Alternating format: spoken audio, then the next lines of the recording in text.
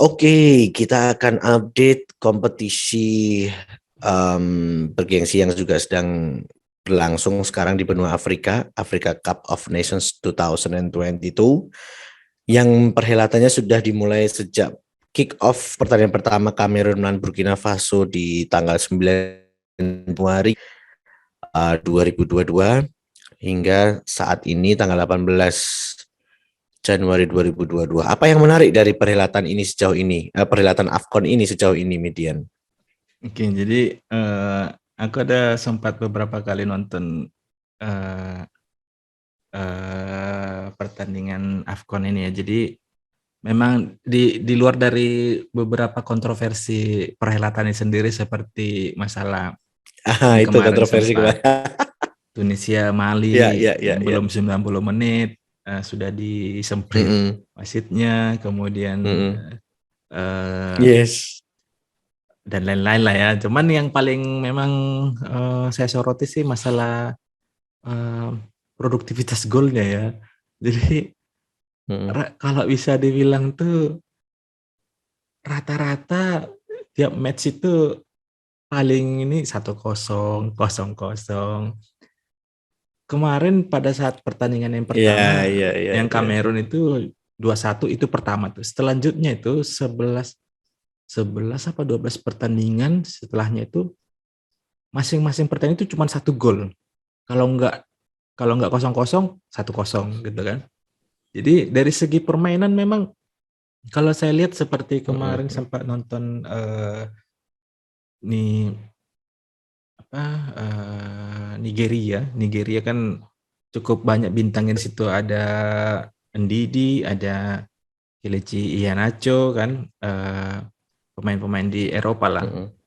Mungkin yang jadi salah satu yang menghambat permainan mereka dari kualitas lapangan ya. Jadi kalau kita lihat kualitas lapangan di di Kamerun di peralatan AFCON itu hampir-hampir beda tipis dengan di Indonesia. Jadi lapangannya itu kalau bola diumpan eh, jadi liar bolanya kan. Kemudian kalau lari itu langsung tanah tuh tercongkel tuh dari sepatunya. Jadi memang musim ini di perhelatan AFCON tahun ini agak-agak unik lah kalau dilihat dari secara produktivitas gol, karena kalau misalnya dilihat eh, nggak sedikit ya pemain-pemain Eropa yang bermain di tim Afrika seperti ya Nigeria. Kemarin mungkin yang paling kelihatan subur tuh nggak subur ya, mungkin menghibur kalau menurut saya antara pertandingan antara Pantai Gading lawan saya lupa yang dua-dua itu. Jadi ada Zaha, ada Nicolas Pepe, dua-dua itu kayak pertandingan Mm-mm. satu-satunya yang ada kelebihan 2 gol tuh. Itu. Kemudian yang menarik sih yang berita terbaru ini kasusnya Aubameyang dengan Mario Lemina di Gabon. Jadi Oh, awalnya itu kan oke. Mm-mm. awalnya kan diberitakan tuh eh, mereka nggak bisa bermain itu karena masalah kesehatan kan. Masalah kalau Oke. nggak jantung atau hati. Tapi ternyata muncul isu mereka ini nggak dimainkan sama Gabon karena kasus masalah disiplin. Jadi Hmm, disipliner oke. lah. Jadi mereka akhirnya dipulangkan lah ke klubnya. Dan yang bikin lebih ininya lagi, makin panasnya lagi, setelah ada pemberitaan itu, Mario Lemina itu update status juga tuh di No. story story Instagramnya. Jadi Mario Lemina akhirnya memutuskan pensiun dari timnas. Pensiun dari timnas dan Bisa gitu ya. disambung dengan di repost sama Aubameyang. Jadi Ah, jadi memang kasus lagi nih si Aubameyang nih. iya, jadi kalau banyak ada beberapa media yang beritakan kalau mereka ini dipulangkan bukan karena kasus kesehatan, masalah jantung atau hati, tapi masalah indisipliner, eh, baru jam 5 pagi baru pulang ke hotel gitu kan. Jadi akhirnya mereka diskors sama pelatihnya kan. Jadi memang AFCON ini agak-agak apa ya, dengan segala kontroversi dan gaya permainannya memang agak unik sih. Dari perhelatan sejauh ini aku justru menarik ini melihat kiprahnya Aljazair nih, di mana itu di grup E dia sebenarnya menjadi salah satu yang kalau kita bicara di atas kertas sebelum kompetisi dimulai, ya oke lah kita bicara Pantai Gading dan Aljazair nih harusnya yang dua besar bisa lolos, tapi nyatanya di dua pertandingan yang mereka lakoni mereka baru meraih 1 poin, dan di mana justru malah Sierra Leone sama Equatorial Guinea yang justru malah terlihat bersaing sengit dengan Pantai Gading Pantai yang berada di Gading. posisi puncak nih. Padahal di situ ada satu pemain yang merupakan idolanya Mirwan ya, di pertandingan waktu itu di video sebelumnya sempat kita bahas, yaitu Riyad Mahrez gitu ya. Jadi sebenarnya ada apa nih Aljazair? Apakah mereka memang um, memiliki penurunan secara kualitas di periode ini um, ataukah mereka memang ya sudah habis gitu para pemain-pemain yang sebelumnya kalau nggak salah di 2 musim perhelatan AFCON lalu atau malah yang tahun lalu ya mereka bisa juara itu. Itu kan mestinya pemain-pemain yang saat itu bermain mestinya di periode ini juga masih ada beberapa pemain yang masih dipakai gitu, dan agak-agak apa ya agak unik aja dan agak aneh aja kalau akhirnya mereka sampai dengan nanti di grup stage ini berakhir mereka kalau tetap berada di dasar klasemen. Ini sungguh-sungguh unik dan sungguh ya harusnya itu tidak Ironi ya. terjadi nih.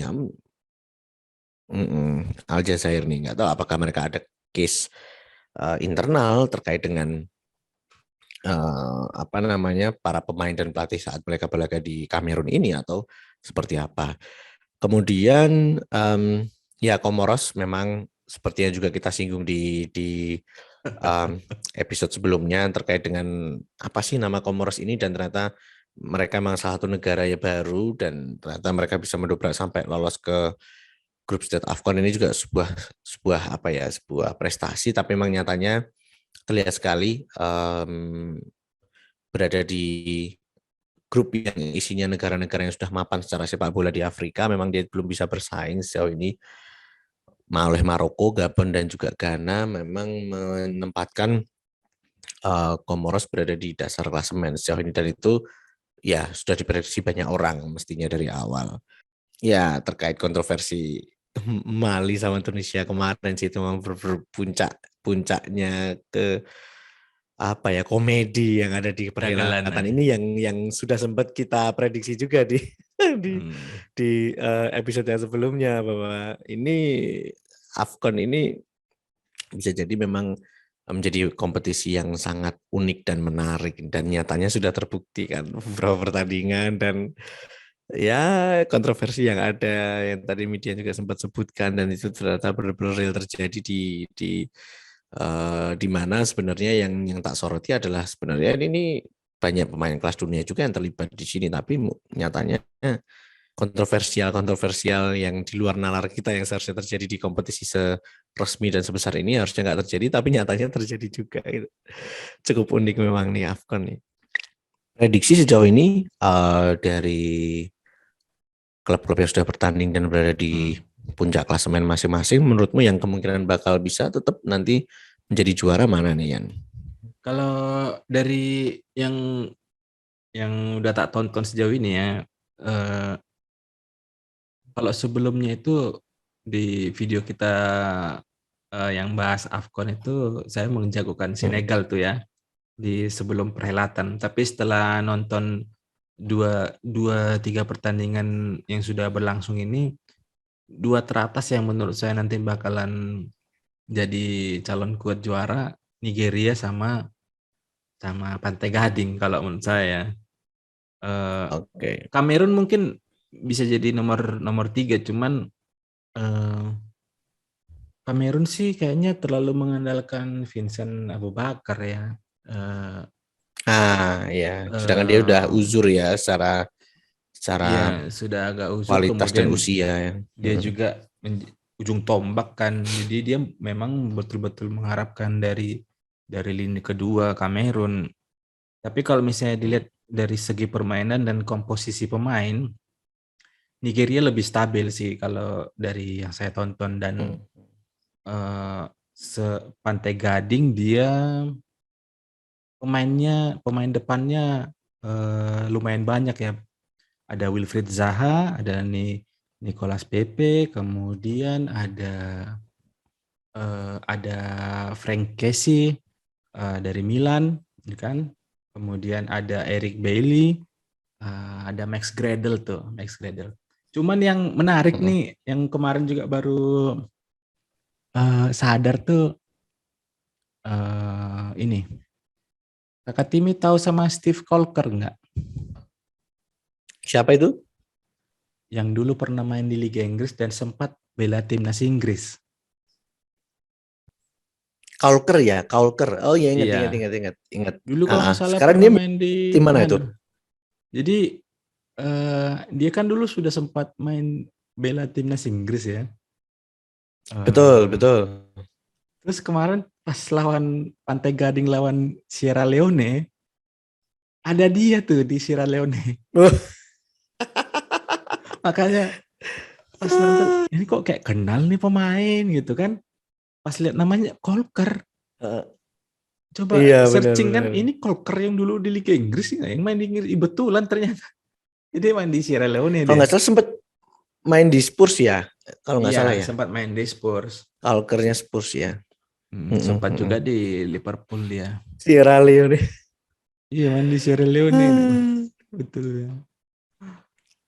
Gitu. Sebenarnya juga ada kayak arah apa Wan Bisaka kan juga sebenarnya dia lebih sempat ada kepikiran dia meskipun dia bisa memilih untuk di timnas Inggris, tapi dia kalau nggak salah kan juga ada satu negara yang kalau nggak salah di negara Afrika ya, yang bisa dia pakai juga untuk berlaga di level timnas. Sama juga selain Aaron Wan Bisaka itu satu lagi itu yang pemain Zaha ya. Zaha juga juga dia ada berpotensi untuk tidak membela timnas Inggris tapi lebih membela salah satu negara Afrika, tapi negaranya kok juga agak lupa. Pantai Nah, Gading. Pantai ya Gading mungkin dia Colker mainnya. inilah ya akhirnya yang gimana? Wilfried Zaha itu pilih Pantai Gading sekarang. Oh, Pantai Gading ya, Pantai Gading. Tapi ini dia Mm-mm. main nggak nih ya nih? Main. Dia kemarin yang Oh, main ya. Oke, obok-obok oke. tuh. Makanya makanya Sesuai tadi, perannya kayak perannya yang di Peles ya.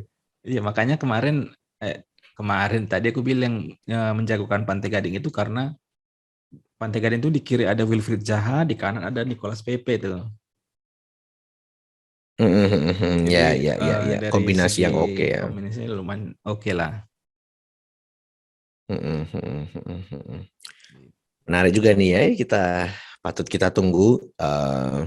Kalau dilihat dari apa klub-klub yang mendominasi di masing-masing grup, memang oke, masih masih sesuai dengan on track. Hanya memang Aljazair yang sedikit anomali. Kita simak juga sampai dengan harusnya sampai pertandingan ketiga ya. Pertandingan ketiga di masing-masing ini untuk bisa menentukan siapa yang lolos ke fase berikutnya untuk fase knockout-nya. Mungkin nanti akan kita update lagi saat di episode selanjutnya nih terkait dengan AFCON, karena memang ini sangat menarik dan sangat unik nih. Tapi aku masih harapanku adalah di perhelatan-perhelatan seperti ini klub-klub yang atau timnas yang kurang begitu dijagokan itu bisa menjuarai kompetisi seperti ini ya. Kita tunggu aja lah. Semoga ada nama baru yang sebelumnya belum pernah juara tapi mereka justru bisa perform sehingga bisa jadi nanti pemain-pemain yang membela itu juga bisa dapat kepercayaan di klub-klub Eropa gitu, harapannya begitu. Ada harapan khusus terkait dengan perhelatan AFCON ini dari Median? Sebenarnya sih kalau misalnya dibilang dari kejutan atau lain-lain, kayaknya atau gimana ya? Eh Kemarin sempat tak baca tuh, perhelatan AFCON ini yang menarik itu bukan pertandingan sepak bolanya, tapi hal-hal di sekitar sepak bolanya. Jadi eh, orang nontonnya itu bukan karena keseruan permainannya, tapi hal-hal lucunya. Jadi yang kayak kemarin itu yang ada tim nyanyikan lagu lagu kebangsaannya sampai 3 kali nggak ketemu Iya, filenya iya, iya. kan. Jadi akhirnya mereka juga nggak nyanyi juga kan. Jadi kalau misalnya dibilang harapan untuk pertandingan memang murni menantikan apalagi nih kejutannya, hal-hal unik nih kan dalam tanda kutip ya. Bukan dari segi permainan Benar-benar.